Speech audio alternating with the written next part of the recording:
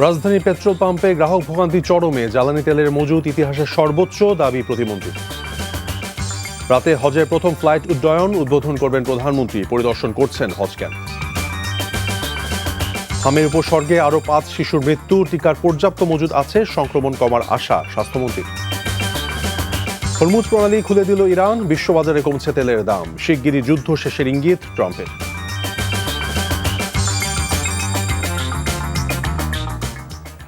আসসালামু আলাইকুম, মীর তৌফিক হোসেন স্বাগত জানাচ্ছি এনটিভির রাতের খবরে। ক্রাউন 7 শিরোনাম দেখছিলেন, এবার বলছি পুরো খবর। রাজধানী ঢাকা সহ সারা দেশে প্রতিদিনই বাড়ছে জ্বালানি তেলের সংকট। ফিলিং স্টেশনগুলোতে যানবাহনের নজিরবিহীন লাইন, পাম্পগুলোর সামনে রাত থেকে তেলের লাইনে দাঁড়াচ্ছেন গ্রাহকরা। পেট্রোল পাম্প মালিকরা বলছেন সরবরাহ অনুযায়ী তেল দিচ্ছেন তারা। আপেল শাহরিয়ারের রিপোর্ট। জ্বালানি তেলের জন্য রাত গড়িয়ে দিন, ঘন্টার পর ঘন্টা দীর্ঘ অপেক্ষার ধকল কাটাতে চালকদের ক্লান্ত শরীর চায় একটু বিশ্রাম। রাজধানীর আসাদগেট এলাকায় পেট্রোল পাম্পে যানবাহনের দীর্ঘ সারির দৃশ্য এটি। জিয়া উদ্যানের সামনের সড়ক ছাপিয়ে লাইন চলে গেছে খেজুর বাগান পর্যন্ত। বিজয় সরণি এলাকার পেট্রোল পাম্পের সামনেও একই অবস্থা। প্রচণ্ড গরমে এত দীর্ঘ সময় অপেক্ষা ভোগান্তি চরমে উঠেছে চালকদের। কাল রাত 9টা থেকে এখন প্রায় 10টা বাজে, প্রায় 13-14 ঘন্টার মধ্যে দাঁড়িয়ে আছে। সারা রাত্র বাইরে, দুপুর নাই, খাওয়া নাই, দাওয়া নাই, রাত্রে গেছে। আসলে কষ্টের কথা বইলে বোঝানো যাবে না। ছুটির দিন হওয়ায় অনেক চাকরিজীবী ঢাকার বাইরে থেকেও এসেছেন তেল নিতে। পণ্যবাহী ট্রাক চালকদের অবস্থা আরও খারাপ। বহু কষ্টে তেল পাওয়া গেলেও পরিমাণে এত কম যে সড়কেই বন্ধ হয়ে যেতে পারে গাড়ির চাকা। রাত্র 8টা বাজানে তেলের জন্য, ডিজেলের জন্য সিরিয়ালে দাঁড়াইছে। এখন পর্যন্ত তেল পাই নাই। বিএপি গাড়ি আছে, সিরিয়ালের গাড়ি আছে, 12 মাস যারা তেল নেয় হেরা এই পাম্পে তেল নিতে পারে, আমরা পারি না। জায়গা জব করি, 1 লিটার করে তেল লাগে প্রতিদিন যাওয়া আসায়। আমি কোনোদিন এরকম ভোগান্তিতে পড়িনি। সাভার, তারপর হেমায়তপুর, কোনো পাম্পে আমি তেল পাইনি।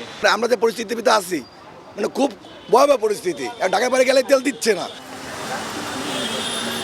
সরকার কিন্তু সর্বোচ্চ চেষ্টা করছে এবং খোলা বাজারেও যে তেল বিক্রির যে প্রবণতা আমরা দেখেছি, এবং ভ্রাম্যমাণ আদালতও কিন্তু বসানো হয়েছে রাজধানী সহ দেশের বিভিন্ন জায়গায়, যাতে কেউ যাতে মজুত না করে সেই বিষয়টি কিন্তু নজরদারির মধ্যে রেখেছে।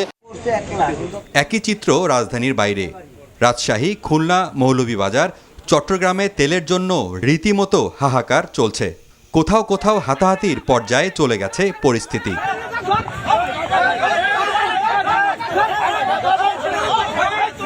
এদিকে সংকটের বিষয়ে মাথায় রেখে জ্বালানি সরবরাহ স্বাভাবিক রাখতে বিভিন্ন উৎস থেকে তেল আমদানি অব্যাহত রেখেছে সরকার।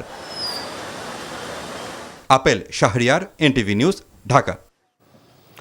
দেশের ইতিহাসে বর্তমানে সবচেয়ে বেশি জ্বালানি তেলের মজুত রয়েছে বলে জানিয়েছেন বিদ্যুৎ, জ্বালানি ও খনিজ সম্পদ প্রতিমন্ত্রী অনিন্দ্য ইসলাম অমিত। চট্টগ্রামের পতেঙ্গা রাষ্ট্রায়ত্ত তেল শোধনাগার ইস্টার্ন রিফাইনারি পরিদর্শনে গিয়ে প্রতিমন্ত্রী তথ্য জানান। তিনি আরও জানান, বিভিন্ন উৎস থেকে জুন মাসের জন্য প্রয়োজনীয় জ্বালানিও সংগ্রহের চেষ্টা চালাচ্ছে সরকার। দেশে এপ্রিল ও মে মাসের জ্বালানি মজুত নিয়ে কোনো সংশয় নেই বলে জানান প্রতিমন্ত্রী। তিনি আরও জানান, ইস্টার্ন রিফাইনারিতে পরিশোধন বন্ধ থাকায় পরিশোধিত জ্বালানি আমদানি বাড়ানোর কথা ভাবছে সরকার।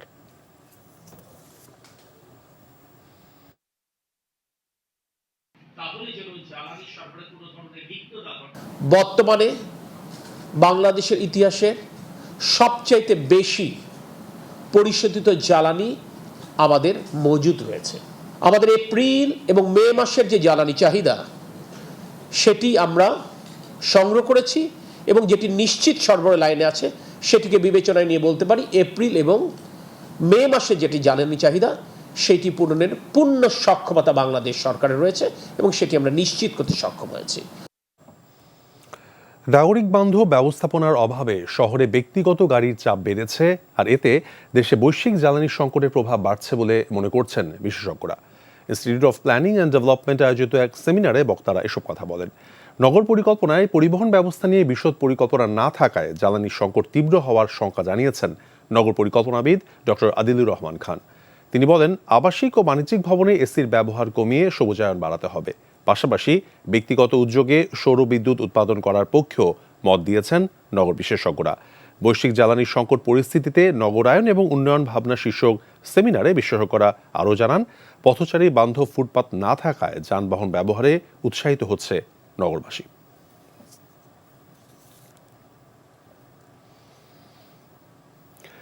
আজ শুরু হচ্ছে হজ ফ্লাইট। রাত 11:30টায় ফ্লাইটের উদ্বোধন করবেন প্রধানমন্ত্রী তারেক রহমান।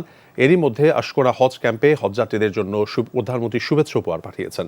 কিছুক্ষণের মধ্যেই হজ ক্যাম্প পরিদর্শন করতে সেখানে যাবেন তিনি। এদিকে ধর্মমন্ত্রী হুঁশিয়ারি দিয়ে বলেছেন, হজ যাত্রীদের সেবায় অনিয়ম হলে কঠোর ব্যবস্থা নেওয়া হবে। রিপোর্ট জাহিদ রহমানের। শনিবার রাত 12:20 বাংলাদেশ বিমানের BG3001 বিমানটি 419 জন হজযাত্রী নিয়ে সৌদি আরবের উদ্দেশ্যে রওনা দেবে। বরাবরের মতো চলতি বছরের প্রথম হজ ফ্লাইটের যাত্রীদের সাথে শুভেচ্ছা বিনিময় করবেন সরকার প্রধান। ফ্লাইট ধরতে আশকোনা হজ ক্যাম্পে দূর দূরান্ত থেকে এর মধ্যে অবস্থান নিয়েছেন হজযাত্রীরা। মহান আল্লাহর ডাকে সাড়া দিতে পবিত্র কাবায় যেতে পারায় তাদের চোখে মুখে প্রশান্তির ছাপ। ব্যবস্থাপনা নিয়ে সন্তুষ্ট হজযাত্রীরা। অনেকদিন থেকেই তো ইচ্ছা, এখন আজকে সেই আশা মনে করেন যে পূরণ হলো। হজ ক্যাম্পে পাও দিলাম। আল্লাহ যেন হজ যেন আমার সব বেদর জন্য সঠিকভাবে করতে পারি এবং আল্লাহ যেন কবুল করে। ফিলিংস খুব সুন্দর, এখানকার ব্যবস্থাপনা আরও সুন্দর। এবার নতুন একটা সিস্টেম দেখছি যে স্বেচ্ছাসেবক অনেক আছে, আমাদের লাগেজ সহ সবকিছু তারাই নিজ দায়িত্ব এখানে উঠাই দিচ্ছে। এখানে আমাদের কোনো সমস্যা নেই। তবে ক্যাম্পে রাত্রি যাপন করতে গিয়ে মশার উপদ্রব নিয়ে অভিযোগ পাওয়া গেছে। আমরা যেদিন এসেছি তার আগের থেকে যদি 2-4 দিন আগেই এটা সুন্দরভাবে পরিষ্কার করা হতো তখন ভালো হতো। আমরা যখন ঢুকছিলাম তখন দেখতে পেয়েছি যে যারা পরিচ্ছন্ন কর্মী তারাও কাজ করছে। আজকে সকালে নাস্তার একটু যে আইটেমগুলো ছিল সেগুলো মেনু অনুযায়ী ওনারা দিতে পারেননি। শুক্রবার দুপুরে হজ ক্যাম্প পরিদর্শনে আসেন ধর্মমন্ত্রী। খোঁজ খবর নেন শেষ মুহূর্তের ব্যবস্থাপনা নিয়ে। হাজিরা আল্লাহর মেহমান, যেহেতু আমার আল্লাহর মেহমান, আমার দায়িত্ব, আমাদের কর্তব্য তাদের যে কোনো সুবিধা অসুবিধার প্রতি আমাদের খেয়াল রাখা। সমস্ত ব্যবস্থাপনাই কিন্তু আগে সরকার করে গেছে।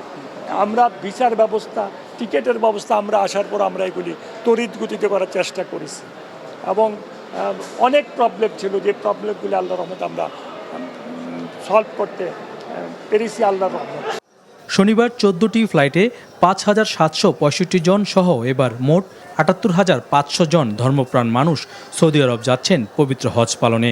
205টি ফ্লাইটের মাধ্যমে 21 মে পর্যন্ত চলবে হজ যাত্রা, যার মধ্যে বিমান বাংলাদেশ 100টি, সৌদি 75টি ও ফ্লাইনাস এয়ারলাইন্স 30টি ফ্লাইট পরিচালনা করবে। Zahid Rahman, NTV news, Dhaka. সংরক্ষিত নারী আসনে কারা সরকার দলীয় সংসদ সদস্য হবেন তা নির্ধারণে চূড়ান্ত বাছাই প্রক্রিয়া শুরু করেছে বিএনপি, যাতে সভাপতিত্ব করেন প্রধানমন্ত্রী তারেক রহমান। নারী এমপি যাচাই বাছাই প্রসঙ্গে দলের সিনিয়র যুগ্ম মহাসচিব রুহুল কবির রিজভী বলেছেন, আইন প্রণয়নে যারা ভূমিকা রাখতে পারবেন তাদেরকেই মূল্যায়ন করবে মনোনয়ন বোর্ড। ইফতেখার রেজা রিপোর্ট। শুক্রবার দুপুর হতেই জমজমাট হতে শুরু করে বিএনপির গুলশানের চেয়ারম্যানের কার্যালয়। বিকেল 3টায় নারী আসনে মনোনয়ন প্রার্থীদের সাক্ষাৎকার শুরু হয়। মহিলাদের জন্য কাজ করতে গেলে স্পেশালি মহিলা একজন যোগ্য নেতার দরকার। এখান থেকে আমি একজন তরুণ হিসেবে মনোনয়ন চাইতে এসেছি। প্রথম দিনে রাজশাহী, রংপুর, খুলনা, বরিশাল ও ফরিদপুর বিভাগের প্রায় 400 জন প্রার্থীকে সাক্ষাৎকারের জন্য ডাকা হয়। মনোনয়ন প্রত্যাশীদের আশা, আন্দোলন সংগ্রামে তাদের ভূমিকা মূল্যায়ন করবে দল। যারা ত্যাগী, যারা যোগ্য, যারা শিক্ষিত, যারা 17 বছর মাঠে ছিল, আন্দোলন সংগ্রামে ছিল, আশা করি আমার দল তাকেই সিলেকশন করবে। আমি মনে করি যে উনারা যা সিদ্ধান্ত নেবেন, যেটা সঠিক সিদ্ধান্ত নেবেন, উনারা ভুল কোনো সিদ্ধান্ত নেবেন না। সাক্ষাৎকার নিচ্ছেন দলের চেয়ারম্যানের নেতৃত্বাধীন মনোনয়ন বোর্ড। যোগ্যতা, অতীত ভূমিকার ভিত্তিতে প্রার্থী বাছাই করা হবে বলে দলের পক্ষ থেকে জানানো হয়েছে। 17 বছরের আন্দোলনে নিঃসন্দেহে তাদের সেই অবদানকেও মূল্যায়ন করা হবে।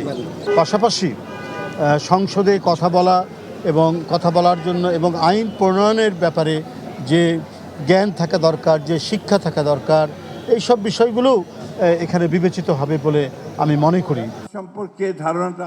এদিকে রাজধানীতে জেসিআই কার্নিভালে অংশ নিয়ে বিএনপির মহাসচিব ও স্থানীয় সরকার মন্ত্রী মির্জা ফখরুল ইসলাম আলমগীর তরুণদের আত্মত্যাগের বিনিময়ে অর্জিত নতুন বাংলাদেশকে এগিয়ে নিতে সবাইকে ঐক্যবদ্ধ থাকার আহ্বান জানান। যখন আমরা চোখের সামনে দেখলাম 24শে জুলাইয়ে আমাদের ছোট ছোট ছেলেরা, মেয়েরা তারা প্রাণ দিচ্ছে অকাতরে দেশের পরিবর্তনের জন্যে, আমাদের মনে আবার স্বপ্ন জেগে উঠেছে। আমরা আবার ভাবছি যে আমরা আমাদের এই প্রিয় দেশটাকে আমরা বাসোপযোগী করে তুলব। সামাজিক যোগাযোগ মাধ্যমের নেতিবাচক প্রভাব থেকে তরুণ প্রজন্মকে দূরে থাকার পরামর্শ দেন মির্জা ফখরুল ইসলাম আলমগীর। Iftekhar Reza, NTV news, Dhaka.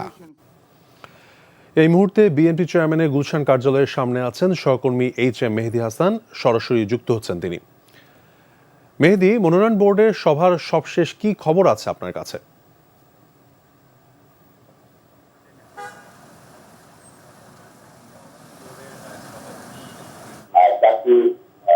বিভাগীয় শহর এবং সাংগঠনিক বিভাগ রাজশাহী, খুলনা, রংপুর, বরিশাল সবগুলো 5টি বিভাগীয় শহরে যে যারা মনোনয়ন করতেছে নারী আসনের সংগঠিত নারী আসনে তাদের কিন্তু সাক্ষাৎকার অনুষ্ঠিত হয়েছে, যেখানে উপস্থিত ছিলেন বিএনপির চেয়ারম্যান প্রধানমন্ত্রী তারেক রহমান। তিনি কিছুক্ষণ আগেও কিন্তু এখান থেকে বেরিয়ে গিয়েছেন কার্যালয় থেকে, এবং এখানে যারা মনোনয়ন প্রত্যাশী রয়েছেন তাদের সাথে কথা বলেছেন এবং তারা কোন জায়গা থেকে মনোনয়ন চাচ্ছেন এবং দলে কতটা অবদান রাখতে পারবেন সেই জায়গাগুলো যেটা বিবেচনা করা হচ্ছে। আর সাথে সাথে দলের 17 বছর রয়েছে, দলের যে কার্যক্রম, তাদের যে কর্মসূচি পালন এবং একই সাথে পুরো বিষয়গুলোকে মাথায় নিয়ে আসলে মনোনয়ন দেওয়ার ক্ষেত্রে তারা পর্যবেক্ষণ করছেন।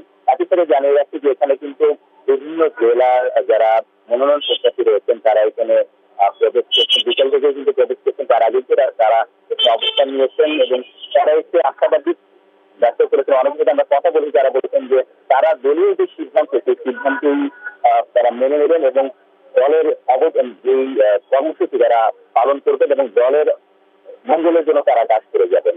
সংসদকে কার্যকর করতে নারী এই আসন রয়েছে 50টি সংরক্ষিত আসন, এই জায়গা থেকে যেন সুচারুভাবে সেটি বাস্তবায়ন করতে পারে বিএনপি, সেই ক্ষেত্রে তারা থাকবে। তাদের দল থেকে আনুষ্ঠানিক এখন পর্যন্ত রাতে ব্রিফিং করা হয়নি, কিছুক্ষণ পরে ব্রিফিং হবে, সেই ব্রিফিং এর পর আরো বিস্তারিত জানাতে পারবে। জানছিলাম সংসদের সংরক্ষিত নারী আসনের প্রার্থীদের সাক্ষাৎকারের খবর। গণভোটের রায় প্রত্যাখ্যানের মাধ্যমে নতুন ফ্যাসিবাদের যাত্রা শুরু হয়েছে বলে অভিযোগ করেছে জামায়াত। রাজধানীর মগবাজারে দলের জেলা এবং মহানগরীর আমির সম্মেলনে অভিযোগ করে জামায়াত আমির ডাক্তার শফিকুর রহমান বলেছেন, অতীতের চেয়ে নব্য ফ্যাসিবাদ আরও ভয়ঙ্কর হয়ে উঠতে পারে, তাই জাতীয় স্বার্থে রাজপথে নামতে হচ্ছে 11 দলকে। জানাচ্ছেন সালাউদ্দিন কাদের। জাতীয় নির্বাচনের পর জামায়াতে ইসলামীর জেলা ও মহানগরী আমিরদের নিয়ে প্রথম সম্মেলন সভাপতিত্ব করেন দলের আমির ও সংসদের বিরোধী দলের নেতা ডাক্তার শফিকুর রহমান। জামায়াত আমির বলেন, সবশেষ জাতীয় নির্বাচন ব্যাপক ইঞ্জিনিয়ারিংয়ের মাধ্যমে জুলাই চেতনাকে ভুলুণ্ঠিত করা হয়েছে।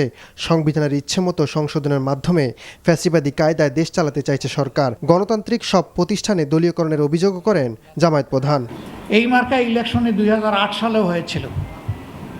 তো 2008 সালে বোঝাপড়ার মধ্য দিয়ে পিছনের দরজায় যারা প্রবেশ করে ক্ষমতার মসনদে আরোহণ করেছিলেন তারা তো তাদের পরিণতি বহন করে বিদায় নিয়েছে।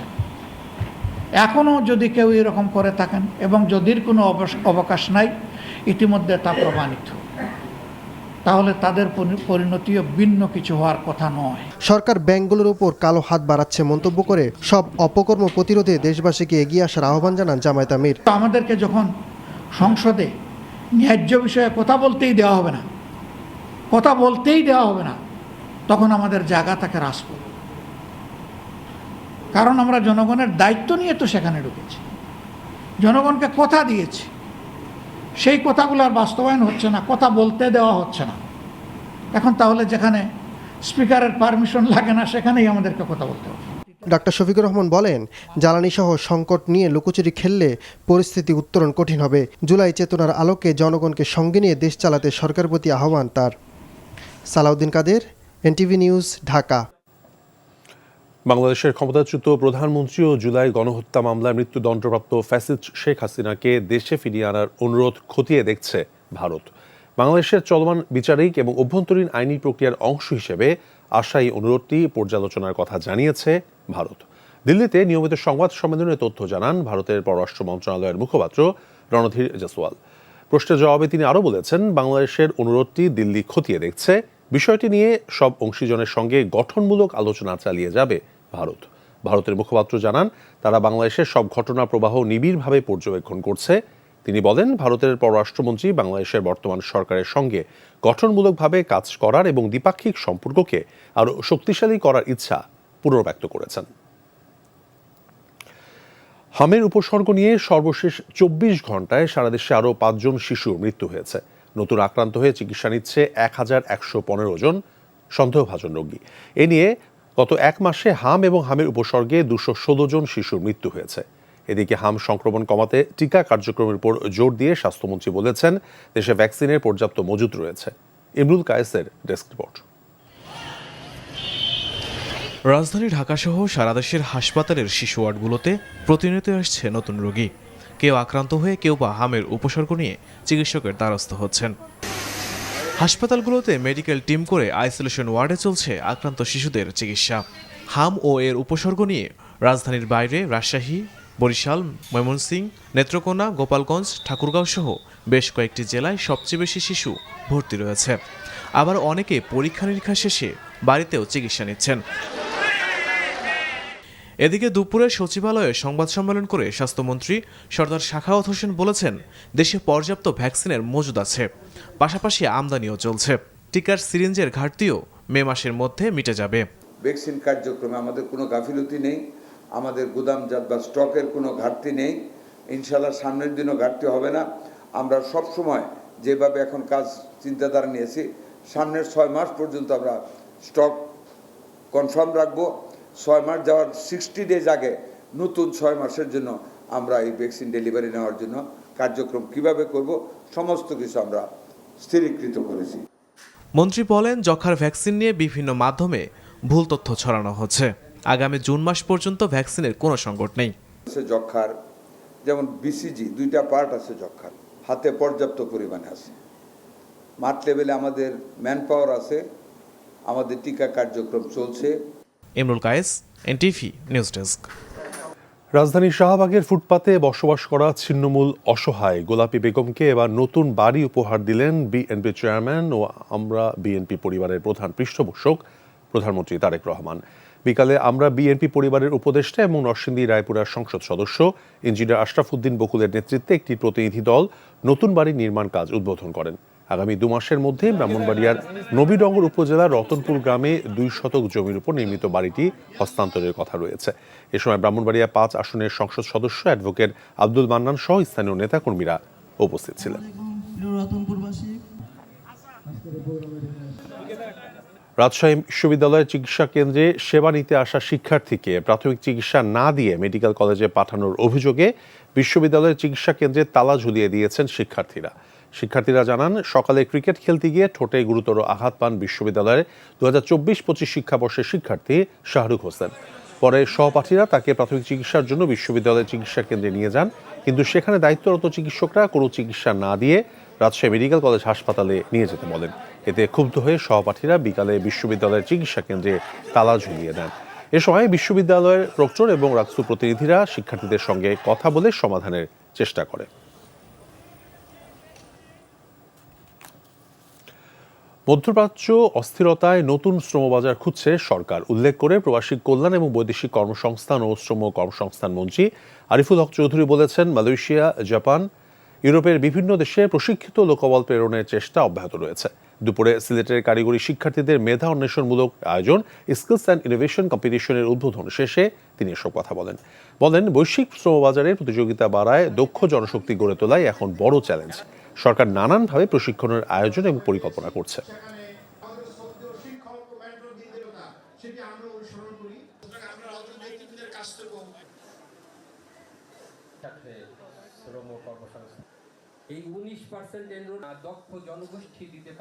মিডল ইস্টের শ্রমবাজার বন্ধ, আমাদেরকে এখন অন্য সাইডে কোরিয়া, জাপান, তার জন্য আমরা জাপানি, আপনারা দেখছেন পত্রিকায় বিজ্ঞপ্তিতে জাপানি শিক্ষক আমরা নিয়োগ দিয়েছি, জাপানি ল্যাঙ্গুয়েজের জন্য কোর্স করেছি। আমরা এখন আমাদের টিএসসি যেগুলো ট্রেনিং সেন্টার এগুলোকে আমরা আরও অ্যাক্টিভেট করেছি।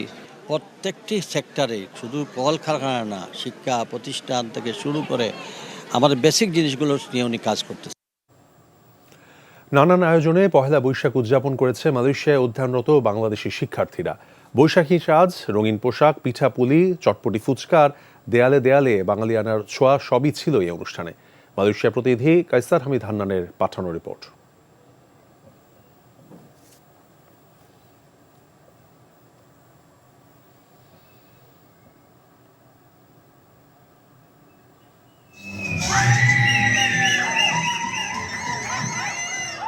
শতভাগ বাঙালিয়ানায় নতুন বছরকে বরণ করে নিতেই মালয়েশিয়ার কুয়ালালামপুরের রাজ্জাক সিটিতে জড়ো হয়েছিল প্রায় 20টি বিশ্ববিদ্যালয়ে অধ্যয়নরত বাংলাদেশি শিক্ষার্থীরা। লাল সাদার মিশ্রণে বৈশাখী সাঁজে তারা মেতে ওঠে নাচ, গান, কবিতা আবৃত্তি আর ফ্যাশন শোতে। বিদেশের মাটিতে দেশীয় আমেজে বৈশাখী অনুষ্ঠানে যোগ দিতে পেরে উচ্ছ্বাস প্রকাশ করেন শিক্ষার্থীরা। কালচারটা তারা এত সুন্দরভাবে তুলে ধরতে পারছে, এজন্য আমাদেরকে গর্বিত মনে হচ্ছে এখানে আসে। ফ্যামিলির একটা ফিল পেয়েছি এবং ইলিশ পান্তা এটা তো আছে। বিদেশে বসে আমরা যে একটা পয়লা বৈশাখের একটা ভাইবস পাচ্ছি, তাদেরকে অনেক ধন্যবাদ এত সুন্দর একটা সন্ধ্যা আমাদেরকে উপহার দেওয়ার জন্য। আমি এই প্রোগ্রামে এসে আসলে আমার গ্লানি মুছে কিছু সময়ের জন্য আমরা এত আনন্দ করলাম, এত ফুর্তি করলাম। ফ্যামিলি এনজয় পেয়েছি, প্লাস অনেক আনন্দ করেছি, আমরা অনেক মজা করেছি। বসে থেকে মনে হচ্ছে যে না আমরা আসলে একটা বাংলাদেশে আছি। পান্তা ইলিশ, খিচুড়ি, পিঠাপুলি, ফুচকা, চটপটি স্বল্প পরিসরে সবই ছিল এ আয়োজনে। দেশি সংস্কৃতি তুলে ধরার এই অনুষ্ঠানে যোগ দেয় ভিনদেশিরাও। সবাইকে শুভ নববর্ষ 1433। আজকে আমরা সবাই একসঙ্গে হয়েছি আমাদের ছোট্ট একটা বাংলাদেশকে সবাইকে রিপ্রেজেন্ট করার জন্য। আপনারা পিছনেই দেখতে পাচ্ছেন আমাদের কেমন অনুভূতি হতে পারে। পুরো বাংলাদেশে একটা জমজমাট ভাইব আমরা তুলে ধরেছি। Pohela Boishakh, happy new year, all the best of life, best fisher. এ ধরনের আয়োজনের মাধ্যমে প্রবাসী বাংলাদেশি শিক্ষার্থীদের মধ্যে ঐক্য ও শক্তিশালী নেটওয়ার্ক গড়ে তোলাই এ উদ্যোগের মূল লক্ষ্য বলে জানান আয়োজকেরা। শাহাদাত শাওন, এনটিভি ইন্টারন্যাশনাল ডেস্ক। নানা আয়োজনে নেপালে পালিত হয়েছে পহেলা বৈশাখ। দেশটির রাজধানী কাঠমান্ডুতে শুক্রবার বর্ষবরণের আয়োজন করে বাংলাদেশ দূতাবাস। এতে বিভিন্ন দেশের রাষ্ট্রদূত ও মিশন প্রধান, নেপাল সরকারের জ্যেষ্ঠ কর্মকর্তা, স্থানীয় ব্যবসায়ী, নেতৃবৃন্দ অংশ নেন। অনুষ্ঠানে গেস্ট অফ অনার হিসেবে উপস্থিত ছিলেন সার্কের মহাসচিব গোলাম সারোয়ার। উপস্থিত ছিলেন নেপালে বাংলাদেশের রাষ্ট্রদূত মোহাম্মদ শফিকুর রহমান। অনুষ্ঠানে নববর্ষ এবং পহেলা বৈশাখের গান পরিবেশনার মাধ্যমে দূতাবাস প্রাঙ্গণে নববর্ষের আমেজ সৃষ্টি হয়। এ সময় বাংলা গানের পাশাপাশি নেপালি গানও পরিবেশন করা হয়। অনুষ্ঠানে বাংলাদেশের ঐতিহ্যবাহী নকশি কাঁথা, জামদানি ও অন্যান্য শাড়ি প্রদর্শন করা হয়। অতিথিদের পহেলা বৈশাখ উপলক্ষে পান্তা ইলিশ ছাড়াও বিভিন্ন প্রকার পিঠা এবং মিষ্টান্ন সহ ঐতিহ্যবাহী খাবার পরিবেশন করা হয়। নিউজিল্যান্ডের বিপক্ষে বাংলাদেশের এমন হারে হতাশ সমর্থকরা। ব্যাটারদের ব্যর্থতাকে হারের মূল কারণ হিসেবে দেখছেন তারা। 40 ওভারের ভিতরে খেলা শেষ হয়ে যাবে, কিন্তু শেষের দিকে ডট খেতে খেতে খেতে এরকম অবস্থা হলো যে আমরা শেষ পর্যন্ত ম্যাচটা হারবো। পুরো হতাশ ভাই। সে নারায়ণগঞ্জ থেকে খেলা দেখতে আসছে, এখন পুরো হতাশ। আফিফ খেলতে পারে না ভাই, আফিফে খেলোয়াড় না। আফিফের জায়গায় এরা বলে অঙ্ক আরো ভালো খেলে। এমন একটা নিয়ম করা উচিত যে পারফরমেন্সের উপরে খেলোয়াড়দের বেতন বা আদার্স ফেসিলিটি দেওয়া হবে, তাহলে ওরা ভালো খেলবে। টাকা দিয়ে যদি এত টাকা দিয়ে টিকিট কেনা যাবে, বাসাতে আসলাম এত টাকা দিয়ে খেলাতে দেখার জন্য আসি নাই ভাই। খেলার মূল চালিকা শক্তি হলেন সমর্থকরা। সেই সমর্থকরাই স্টেডিয়ামে থেকে যান সুবিধা বঞ্চিত। বাংলাদেশ নিউজিল্যান্ডের প্রথম ম্যাচ দেখতে এসে অনেকের অভিযোগ খাবারের উচ্চ মূল্য এবং শৌচাগারের পরিবেশ নিয়ে। মিরপুর থেকে দর্শকদের অভিজ্ঞতা তুলে ধরছেন নিলয় মজুমদার।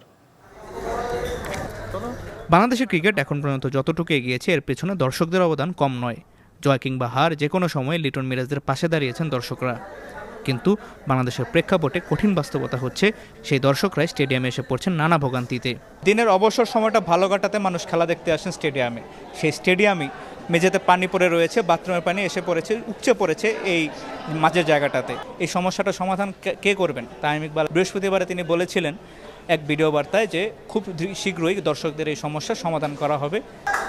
খেলা উপভোগের আনন্দের মাঝেই সামনে এসেছে একাধিক অভিযোগ, যার মধ্যে সবচেয়ে বড় অভিযোগ খাবারের উচ্চ মূল্য। বোর্ড সভাপতির কাছে আমরা আশা করি যে আমাদের দ্রব্যমূল্য বাড়ি যেটা থাকবে এখানেও সেটা একই থাকবে। আমরা যখন আসছি হাইটা 10 জন 5 জন 20 জন সবাই বাই টিকিট লাগবো, যখন কাউন্টার আছে টিকিট তো শেষ, বাই টিকিট কই যায়? শুধু খাবারের দামই নয়, স্টেডিয়ামের শৌচাগারের পরিবেশ নিয়েও আছে তীব্র অসন্তোষ। এখানে যে আমাদের যে নারী দর্শকরা আছে তারা কিভাবে এই 7 ঘন্টার ম্যাচে অষ্টম ছাড়া থাকবে, এটা নারীদের জন্য কোনোভাবেই উপযোগী না। মেয়েদের কেন, মানে ছেলেদেরও মনে হয় না, আমার মনে হচ্ছে না যে যাওয়ার উপযুক্ত। এছাড়াও টিকিটের কালোবাজারি নিয়ে অভিযোগ জানিয়েছেন দর্শকরা। Niloy Majumder, NTV news, Dhaka. Football. Hamza Chowdhury, Samit সোমদের পথ ধরে বাংলাদেশ জাতীয় দলে যুক্ত হচ্ছেন যুক্তরাষ্ট্র প্রবাসী চেফুর ইসলাম। এই ফরওয়ার্ডের জন্ম নিবন্ধন ইতিমধ্যেই সম্পন্ন হয়েছে, চলছে পাসপোর্টের কাজ। সব ঠিক থাকলে চলতি বছরের শেষ দিকে জাতীয় দলের হয়ে খেলতে দেখা যাবে তাকে।